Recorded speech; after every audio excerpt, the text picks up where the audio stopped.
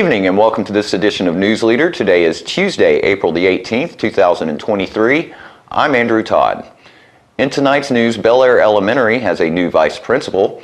Isaiah 117 House was celebrating, and Piping on the Green was this past Saturday. We'll have all these stories and more on tonight's News Leader. Hi, my name is Ringo. Here at Barkview Senior Living, they're human-friendly. That's why I love it here, and so does my senior human. When they want a bite, they get chef-prepared meals, and so do I. Movies in the theater, day trips, walks on the trail, and other senior humans to play with. The grass and the grounds are exquisite. It's everything my human needs to be healthy and active. Barkview. A Parkview Senior Living. For your dog's best friend, you. We teach Parkinson's patients how to move big and not let the Parkinson's slow them down. I've had patients I've treated in-house that could not even stand up, could not roll over in the bed, left the facility walking with a walker, have come back to us in outpatient and continued their big program and are now completely, handling life. The success of the program is just phenomenal. Let us champion your recovery. Life Care Center of Tullahoma. Welcome back. Bel Air Elementary School is buzzing with excitement as Bethany McKee has been named assistant principal for the upcoming 2023-24 school year. McKee said, quote, "I have loved serving Tullahoma City Schools as the special education coordinator, and I'm excited to begin a new adventure with Bel Air Elementary School as their first assistant principal. I look forward to working with Dr. Epley, getting to know the students and staff, and being part of the Hive," end quote. McKee has been a teacher in Tennessee since 2014 after moving from Prattville, Alabama. She started teaching in the volunteer state as a preschool special education teacher at Thomas Magnet School in Shelbyville. McKee then moved to Tullahoma City Schools in 2017 when she began as a kindergarten through third grade resource teacher at Farah Elementary School. In 2018, she became a preschool special education teacher before taking over as special education coordinator in October of 2021. Bel Air Principal Dr. Clint Epley said, quote, "I'm so excited that Bethany McKee is now a B. Miss McKee brings a unique skill set to our school and is someone who will love our students, support our teachers, and engage with our wonderful families," end quote. TCS Director of Schools Dr. Katrine Stevens shared Epley's sentiments and stated that she is thrilled to have McKee at Bel Air. During a special call meeting in February, the TCS Board of Education unanimously approved the addition of 5 new positions for the 2023-24 school year. Included in those roles is ensuring that each of the 4 Tullahoma elementary schools have an assistant principal. Last month, it was announced that Jill Kimsey had been named the assistant principal at East Lincoln Elementary School, and Sandy Clanaris is joining Robert E. Lee Elementary School. The Board of Education additionally approved a full-time career and technical education director at Tullahoma High School. Jesse Kinsey, who currently serves as career and technical education director and an assistant principal at THS, will take over the full-time career and technical education director role. That move will require Tullahoma High School to also hire a new assistant principal for the upcoming school year. Dr. Stevens said that these school-level leadership roles are needed in light of the varied needs of students, staff members, and families, the important role of instructional leadership in the educational journey of our students, and ensuring a safe environment for all. Isaiah 117 House of Coffee in Franklin and Grundy counties held a celebration dinner at the Church of Christ on Cedar Lane Thursday night. After about 2.5 years from starting fundraising, the Isaiah 117 House has been completed that serves all 3 counties. The dinner was a fundraiser to help continue funding the house. Organizer Susan Johnson addressed the gathering. Where we began in March of 2019 to where we are today is surreal. Our local team, we have trouble really realizing we have an open door. Our doors officially opened in August of 2022, and we're still in shock a little bit that we're actually getting to serve children. In the short time we've been open, we have now served 70 children that have entered through our red doors, an additional 12 children that did not, but we were able to still serve and meet their needs. So we've served a total of 82 children. That does not take into account how many days we may have had the house filled with those kids that may have needed to stay longer than just a day. That's just each new guest. So if they come back to the house, we don't count them in that number, so that doesn't represent that. Last month, our house was filled for a solid 15 days with guests. On the outside, if you drive by, our house looks like any other house. A white house, a black roof, black shutters, red door. But on the inside, it's so different. We have an office for the caseworkers. We have a boys' room and a girls' room. We have our giving room upstairs filled. To me, it's my favorite room because it represents the community supporting these kids. And inside what you see is you see kids sometimes coming in crying. But soon they stop and they're smiling and they're laughing because they feel safe and they feel loved. And the volunteers that we have are amazing. And they truly are the hands and feet of Jesus. There's so many times that I just sit back in awe of what I'm seeing. You see them playing games, or you see them listening to children, just listening to their story, not judging them, not interjecting, just listening. And you'll hear the child say to the caseworker, if only my mom could do what they're doing. And he's like, what are they doing? They're just listening to me. Because that's what our volunteers do. And so that's what we get to see on the inside. It's a home where they're being lavishly loved and they're told you are loved and you've done nothing wrong. And I'm so thankful that we get to have that front row seat to witness all of God's goodness every day. I feel like the only way to truly share with you how the house works is to share a couple stories. I'm going to share the first guest story. We've been dying for the phone to ring. We kept waiting for our gatekeeper, we call her, from DCS, Kelly Lust, to call us. And finally my phone rings and she says, I'm sending 14s. And I'm like, oh my word, 14s. Like, whoa, what are we going to do with 14s? And so in my mind, I had this all pictured, what it was going to look like. And so there was 4 other volunteers there with me, and so we were all spread out so we wouldn't overwhelm them. They come to the door, and I opened the door, and I said, welcome to the Isaiah 117 house, and we're so glad you're here. And these volunteers are here to get you something to eat, to play games with you, to get you some clothes. Just do whatever you want to do today. What I saw was nothing what I pictured in my mind. I saw 4 children holding on to each other and scared to death. So I took DCS in the office, and I'm showing them everything, where everything is. And one of the volunteers comes running in, and she says, Susan, they want real food to eat. I said, okay, what does that mean? She said, I think home cooking. I'm like, I know, but what? Go back out and ask. So I go out there and I think, okay, they don't understand how this house works. And so I said, tonight we will try to get what you'd like to eat for dinner. And so I named all the restaurants. And they said, dumplings, chicken and dumplings. And so one of the volunteers is really talking up another volunteer's dumplings. You got to have her dumplings because they're amazing. While this volunteer's looking in the fridge, I'm like, tell me what all you need from the store. She doesn't cook. So I'm like, okay, it's 6 o'clock, these kids are hungry, so we ran to the store, and on the way, one volunteer's with me, and she's calling somebody else's mom to figure out how to make dumplings. I know how to do that, but getting it done fast. I tell you that because those volunteers wanted those kids to have what they wanted, and I'm so glad they did that. It meant the world to them. Not one time did they say, I'm hungry, I'm tired of waiting. And while we were making them, one of the teens sat on the couch and told their story. It was one of the hardest and worst stories I'd ever heard. But that volunteer just listened. They asked us for to-go boxes because they said, we're so full, but we want to take it with us. They sat down and had family-style dinner with their caseworkers and the volunteers. And later that night, we found out that they thought they were going to draw a crisis for one of the kids. But they had done so well there, they didn't need to. I'm going to be honest with you. I underestimated the power of this house.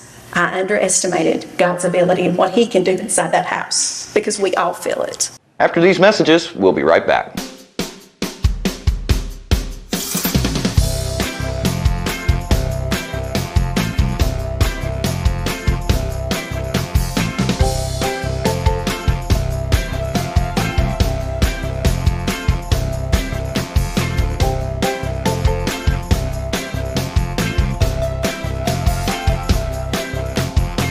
Parkview Senior Living, active, independent senior living at its finest.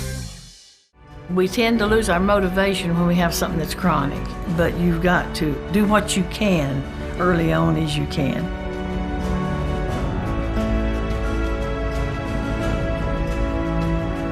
After I'd exercise like that, I would have a lot of energy to do housework or whatever I needed. Well, I would recommend it highly to anyone at any degree of Parkinson. Let us champion your recovery. Life Care Center of Tullahoma. Welcome back. Continuing with Isaiah 117 House News, local DCS teen coordinator Kelly Land Lusk spoke to the gathering about what a difference the house is making to children in our area. I've been working for DCS for 22 years, and it's tough. It's tough. I don't have to tell you all that. We don't ever get to show the good side of DCS. Most of what everybody sees is, the bad stuff, the things that get to be put on the news, which is never DCS, and how it goes and the things that we do. But I wouldn't trade it for anything in the world. Most recently, we actually had a family that was going to get to take some children, but one of the children was actually going to have to come home from the hospital out of the NICU unit. And so I called her and said, "Hey, sis." She said, "How many?" And I said, "Well, now, wait a minute. Don't be fussing at me yet." I said, "We need to have a baby shower." She said, "What?" I said, "Gotta have a baby shower." She said, "Like when?" I'm like, "Now." She's like, "What?" I said, "I got family for this baby." I said, "But I'm asking this lady to bring this baby home from the hospital with nothing." She said, "What do you mean nothing?" I said, "Nothing. She's their aunt." I said, she has nothing. She's like the rest of us. When you get rid of those stuff, when you stop using it, you get rid of it, right? You give it away, you yard sale it, you throw it away, you do whatever. I said, "Susan, I don't have diapers, I don't have milk, I don't have a car seat, I don't have a bassinet, I don't have onesies, I don't have a receiving blanket. This child is coming home with whatever the hospital will give us. That is all I got." And you know what she said to me? "I'm on it." I was like, "Okay." So it wasn't 5 minutes, y'all. I guess she started processing what I had asked her for. She called me back and she said, "Hey." I said, "Hey, what?" She said, "I got a van." I said, "A van?" I said, "Well, what are you going to do with the van?" She said, We're going to get it. We're going to do it all." I said, "Are you serious?" And she said, "Yeah." I said, and she doesn't know this yet. She made the difference. That aunt had already talked herself out of not taking that baby and those children, because she didn't know how she was financially going to be able to get a car seat, a bassinet. Everybody in this room knows what it's like to bring home a newborn baby. The milk. We had to go to, she went to Walmart to buy. Guys, we don't buy we buy what they need. I called the hospital. It was a special formula. She had to go get the special formula.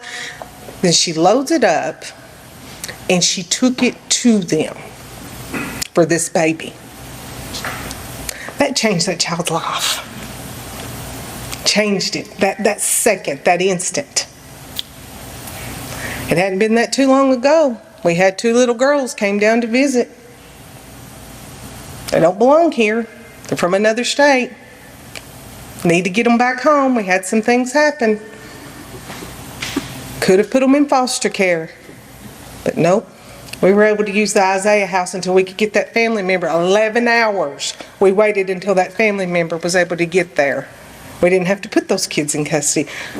I didn't have to call a judge. I didn't have to call an attorney. Those kids got to go back to where they came from. They got to go home. This house touches more than just foster care. This house touches us all. It could be your grandkids, it could be your neighbor's kids, it could be your friend's kids, it could be a niece, it could be a nephew. You never know. But I'm thankful every day for my Isaiah house, for my volunteers. After she spoke, her husband told everyone how the Isaiah 117 house has impacted their family. Let me, as a spouse of someone who has done this for 22 years, say thank you to all of you. Thank you very much. My children appreciate it. and I appreciate all your hard work, your effort, all the things that you do. Because yes, as the spouse in your situation, I would get that phone call and she would say, I'm not coming home tonight. I need to stay at the office. We have a child at the office and we can't leave him or her. So I will be at the office tonight. So I get to be single parent for the night or two, depending upon the situation. So from a spouse, you do not know, you cannot imagine the impact that you have made, not only on the children, on the volunteers, the impact that it's had on them by what this house does, by the workers that do this, by the judges and attorneys that are here, helping them out. You do not know how much this house means and how much this house has helped. 3 years ago, I stood here and I told you all the bad things of my prior experience when there was not an Isaiah house. Tough situation. Now, Kelly gets the phone call. She calls you 2 o'clock in the morning, 4 o'clock in the morning, 3 o'clock in the afternoon. You start prepping the house. Kelly starts making arrangements for the children to get there. You have things ready. Volunteers, you're coming to help in the situation. Much different than it was this time last year, a year ago. What a change it has made. And thank you. And here's a young man. Thank you for coming tonight. You may not see the fruits of your labor instantaneous. It may take weeks, it may take months, it may take years. But I promise you, the seeds you are sowing through this house are yielding fruit. They will continue to yield fruit for a long, long time. To learn more about Isaiah 117 House and their mission, check out their website, isaiah117house.com, and search for the Coffee, Franklin, and Grundy County location. We'll be right back after these messages. It's not invoice. It's not MSRP. It's not Christmas Day, although it may feel like it. It's the lowest prices in Middle Tennessee, period. It's a Stan McNabb Chrysler Dodge Jeep Ram or Stan McNabb Chevrolet Buick GMC Cadillac before these prices are gone forever. So you've been meaning to do something healthy, commune with nature, get outdoors and meet new people. We have the perfect solution. Come hike with us. You can find a Tennessee Trails Association chapter near you, including Clarksville, Columbia Franklin, Highland Rim, Jackson, Knoxville, Oak Ridge, Memphis, Murfreesboro, Nashville, Plateau at Crossville, and Upper Cumberland. We're on the web at TennesseeTrails.org. It's fun, it's stress-free, and it's good for you. See you on the trails. Welcome back. The Celtic Cup's annual Piping on the Green was Saturday, and I was there to bring back this video of this year's sights and sounds. But I'm still thinking how it is clear. I know what I will do tomorrow when the hands are shaking, the kisses flow. I will disappear.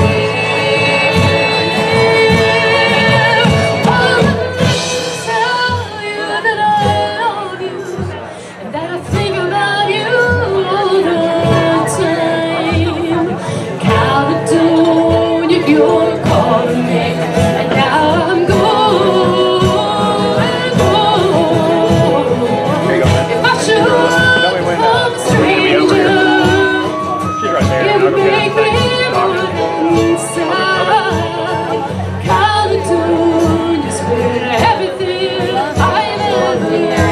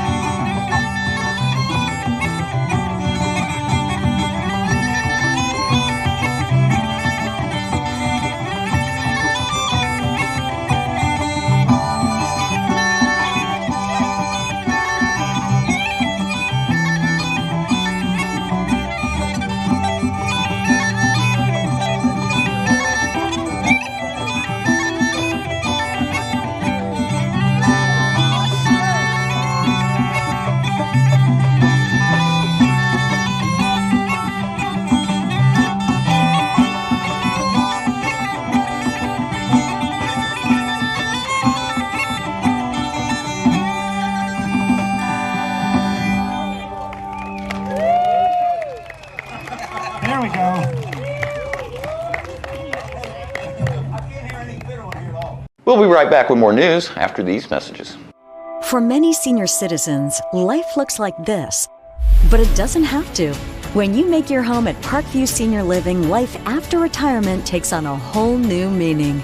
Daily exercise options, fun outings, happy hour, game nights, movies and popcorn, arts and crafts, enjoying friends over chef-prepared meals. Parkview Senior Living, where you're always home, but you're never home alone. I had a knee replacement, so they've got me in life care, which I'm very, very thankful for. I couldn't garden, I couldn't do my flower beds, I can't chase my little dogs. I have been in several therapy sessions for knees and back, and that's the best therapist I believe I've ever been to. It's tremendous because I'm able to walk again, but if it wasn't for the care, I wouldn't be where I am. Let us champion your recovery. Life Care Center of Tullahoma. Welcome back. Coffee County Mayor Jeb Matheny has signed a proclamation marking April in Coffee County as Donate Life Month. The proclamation was made in partnership with Tennessee Donor Services, the nonprofit that makes organ donation in Tennessee possible, to mark the month when the state and nation urge Americans to register to be donors. Mayor Matheny said he is pleased to be able to bring more attention to the critical need for transplants in our state. Each of us can do our part by registering to be a donor. The proclamation is part of Coffee County's participation in Tennessee Donor Services 2023 Be the Gift Challenge, an effort to register 125,000 new organ and tissue donors in Tennessee this year. Tennessee residents can register as organ and tissue donors at donatelifetn.org. Coffee County Clerk Teresa McFadden said her office continues to raise awareness for organ and tissue donation through the Tennessee County Clerks Donate a Dollar program, and that many Coffee County residents have friends or family who have been touched by this subject. There are transplant recipients as well as donor families who live in Coffee County. National Donate Life Month is a time to celebrate the life-saving and changing gifts of organ and tissue donor heroes, honor their families, and register more donors. Currently, more than 100,000 American men, women, and children are waiting for a life-saving transplant. Everyone is encouraged to help save lives by registering at BeTheGiftToday.com. Each organ donor may have as many as may save as many as 8 lives, and tissue donors improve 75 more with their gifts. And don't forget to tune in to this week's Living Show tonight at 6:30 p.m., Thursday morning at 9 a.m., and Thursday, Friday, and Saturday evenings at 6:30 p.m. On this week's show, we'll hear about the upcoming fundraiser of the Coffee County Children's Advocacy. The Chamber will remind everyone about their Women Impacting the Community event. We'll have all that and more on this week's Living. And stay with us, we'll have your weather forecast right after these messages. My husband was diagnosed with a spinal infection. He lost his ability to swallow and the movement of his legs. I couldn't turn over in bed, I couldn't walk, I couldn't eat. They were just wonderful in the treatment and care they gave my husband. I regained my mobility where I was able to go home. It is miraculous. Let us champion your recovery. Life Care Center of Tullahoma. I feel like we're safe at Parkview. There's somebody on staff all the time. So if you need help, help is there.